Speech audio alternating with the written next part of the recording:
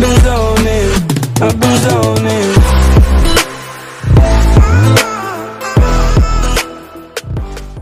Good morning, good afternoon, good evening, and good night.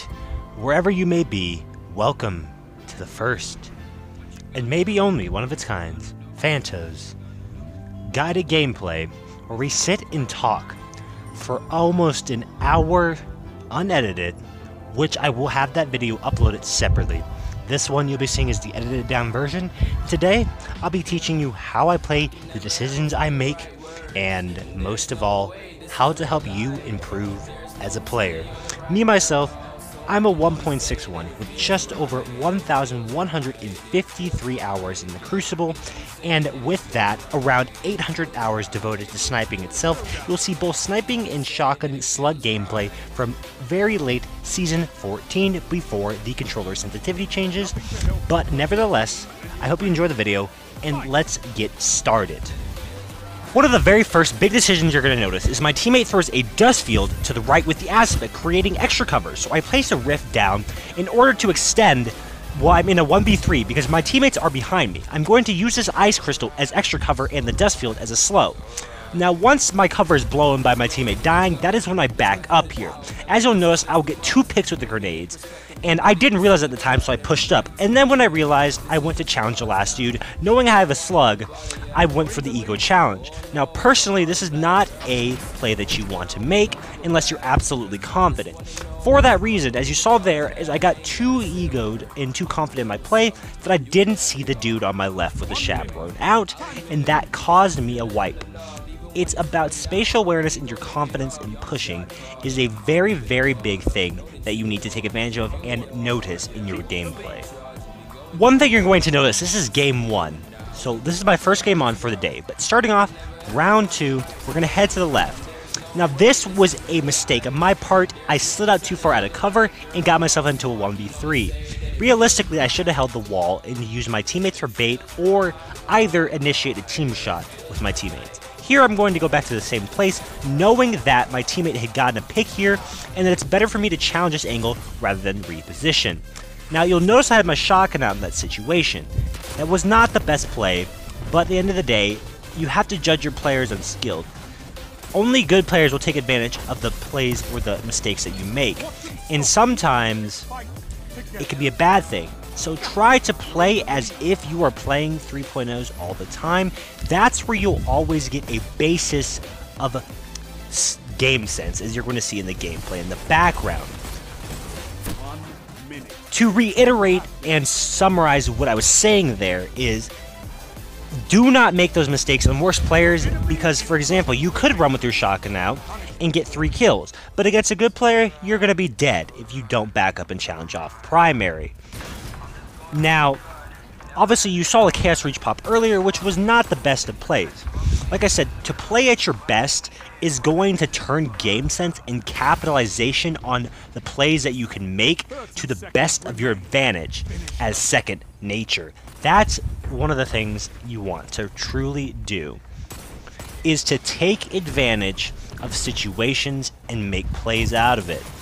But you need to try to do your best to play your life. And sometimes the gun and sometimes things won't cooperate with you. But you have to remember, it's about positioning. A good rule I've learned the most of, and something that you can truly grasp and understand, is the 40-60 rule. Thanks to somebody like Shadow Destiny, I will link his video in the description below, where 40% of you is out of cover, but 60% of you is in cover.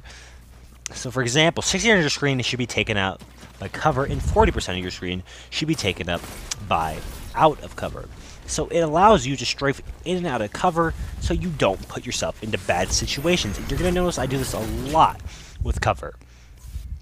But my movement is fast, so for some of you, you might not understand, how is he capitalizing on such dumb plays? How is he making such good plays and decisions? It's really comes down to practice at the end of the day. And with this being the first game on, it's always going to be rusty. It's always going to be a little rough around the edges. But in the next game, you're going to see that gameplay loop jump up a little more once my shots start to get a little bit more warm. So let's move on to the next game. And I hope from what you guys watch, you learn something. I will go in a little more in depth on the next game when I swap over to a sniper. I will see you in the next one, boys. This first particular sniper game in what is Court, the next one's going to be followed by Dawnblade, but this one's going to be on Chaos Reach. How do you take advantage of a subclass that doesn't give you verticality, but brute force on a long-range map?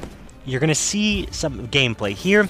The reason I'm holding this snipe angles is I realize when none of them are challenging those angles, I'm going to hold that because there's not a situation where me hardscoping is going to injure or hurt my team or me in any way in that situation.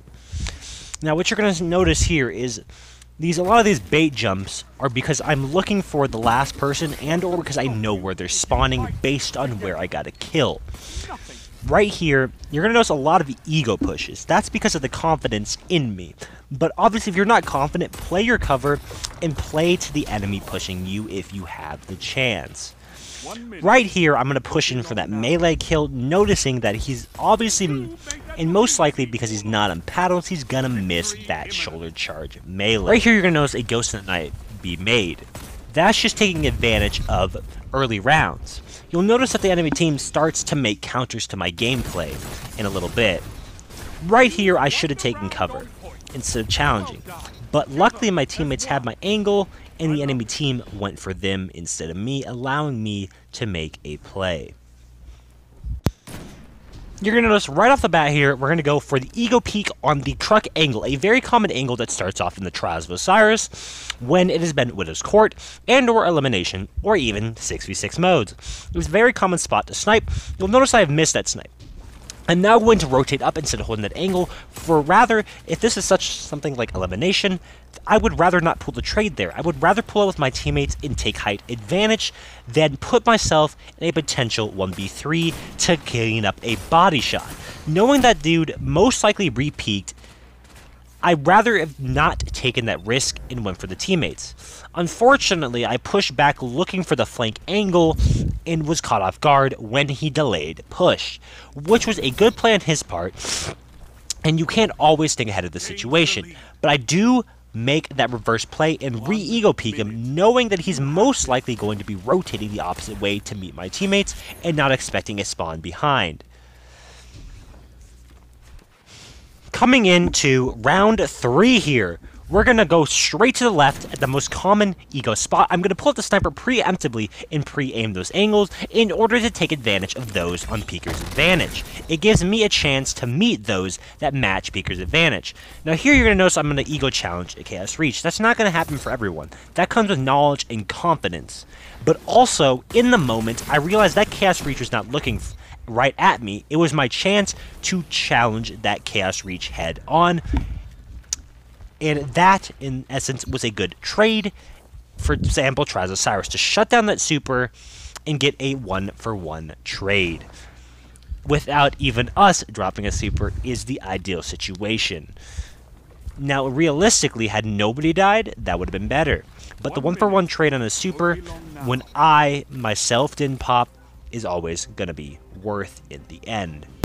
As this will be the final game of the live video, we're going to leave almost this entire part completely unedited. I hope you enjoy. We're going to start on a very strong split here. We're going to open up for a float angle, looking low for a person on the left, which that person did find me, which I was very, very, very unexpected of, as most people do run down that lane, but don't tend to look right.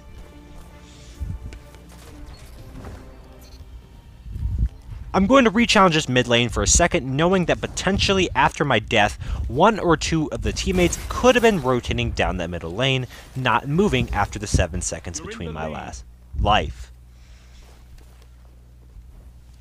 At this point, I'm going to be looking to bait my teammate to cancel out, or what I would like to call a flank. Here, you're going to notice I'm missing snipes. It will get better, I promise. Here, obviously, we're just rotating to collapse angles on teammates. Here I'm just staying alive, playing my cover, and doing my best to get nasty picks, in which my teammate came here on my aid, which realistically I didn't need, but if you were a teammate in that scenario where you were, it's better not to bait your teammate, hoping they win the 1v1, but to help out when you could. For example, right here, I could have rotated another angle and left my teammate to that 1v1, but it was better that I push in, as it was in sync to where I needed to go. It's all about decision making and playmaking and capitalization. That is one of the main things you really do have to look and take advantage of.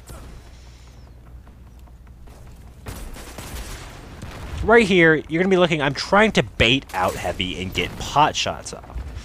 Unfortunately, I don't think I quite got a pick in this scenario, but it did allow time. You're going to notice I bait out the rocket, holding my Icarus dash for that movement instead of going for it. Right here, I get a little bit greedy on the pick, but at the end, it's just showdown. If this is an actual elimination match, I wouldn't recommend pursuing your kill in that situation, putting yourself outside of cover in a 1v3 just to get a trade-off.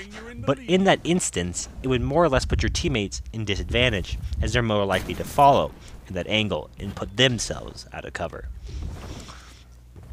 We're going to start off strong with the ego snipe there. A lot of people tend to jump over without following angles or looking other directions, and that's usually a shot you can take advantage of once or twice per game. After that, I wouldn't recommend re-challenging, as a good sniper will most likely beat you there with Peeker's advantage.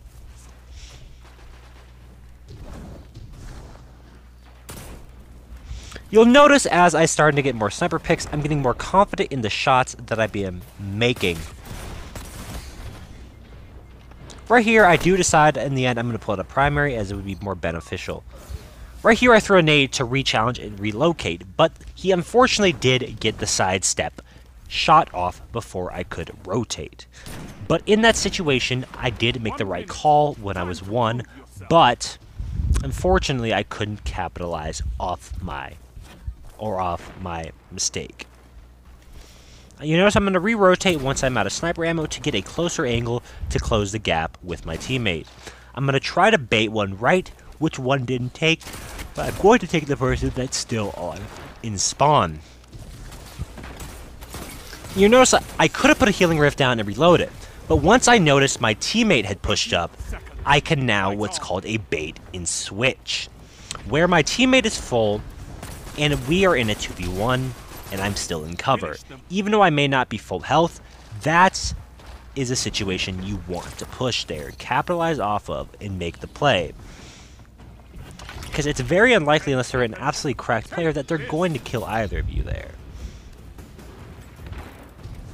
Right there, I make a very nasty snipe play to tie it up 9-5. You've won the round on points. Well done.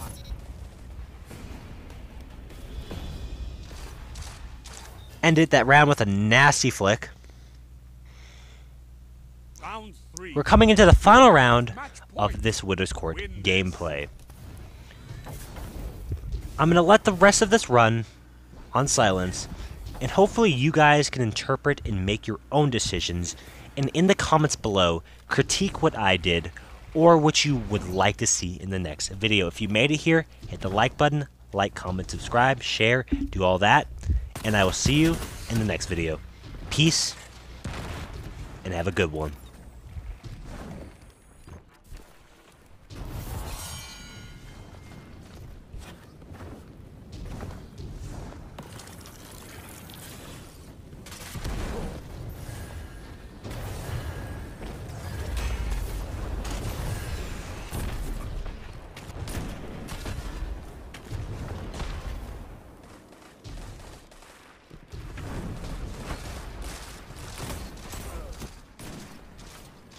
One minute. Time to prove yourself. They've taken the lead. You could turn this tide.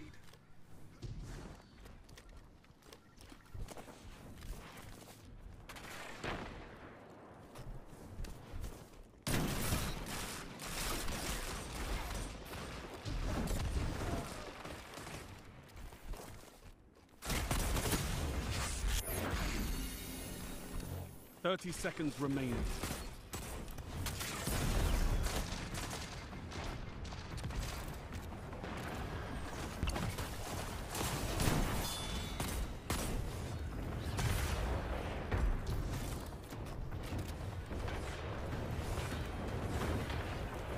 It's all or nothing.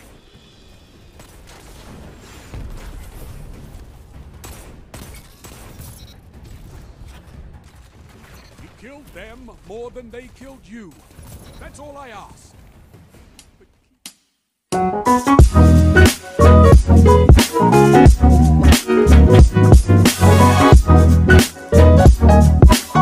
But